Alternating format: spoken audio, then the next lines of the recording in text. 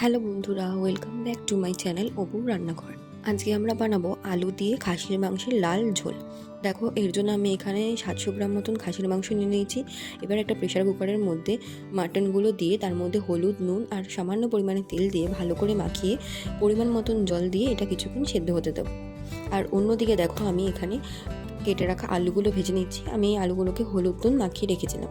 আলুগুলো হালকা লাল লাল হয়ে গেলেই তুলে নেবো। আর এদিকে দেখো, আমার মাটনটা হয়ে গেছে। এবার মাটন আর মাটনের স্টকটা আলাদা করে নেবো। এবার আমি তেলের মধ্যে লবঙ্গ, এলাচ, দারচিনি আর তেজপাতা ফোড়ন দিয়ে তার মধ্যে কুচি করে রাখা পেঁয়াজগুলো দিয়ে দেবো।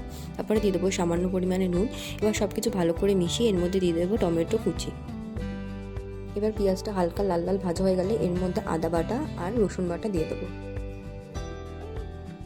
এবার এর মধ্যে দিয়ে দেবো লঙ্কা বাটা। তোমরা যে যেরকম ঝাল খাও সেই অনুযায়ী এখানে লঙ্কাটা ইউজ করবে।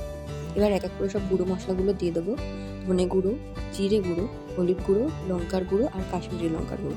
এবার সব মশলাগুলোকে ভালো করে কষিয়ে নেব। এবার এর মধ্যে দেবো পরিমাণ মতো নুন আর সামান্য পরিমাণে জল, যাতে মশলাটা লেগে না যায়। এবার আমি একটা বাটিতে একটু টক দই আর তার মধ্যে সামান্য পরিমাণে চিনি দিয়ে সেটা ভালো করে ফেটিয়ে এর মধ্যে দিয়ে দেবো। টক দইটা খুব বেশি ইউজ করবো না, তাহলে কালারটা নষ্ট হয়ে যাবে। এবার সব কিছু ভালো করে কষিয়ে গেলে দেখো একটা তেল ছেড়ে দিয়েছে মশলা থেকে। এবার আমি এখানে মটনগুলো দিয়ে দেবো।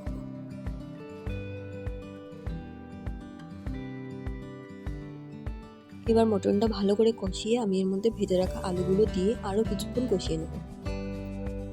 তারপরে যে মটনের স্টকটা আমরা তুলে রেখেছিলাম সেটা এর মধ্যে দিয়ে দেবো। এবার মটনটা বেশ কিছুক্ষণ ফুটিয়ে গরম মশলা দিয়ে নামিয়ে নিলে রেডি হয়ে যাবে আমাদের খাসির মাংসের লাল ঝোল।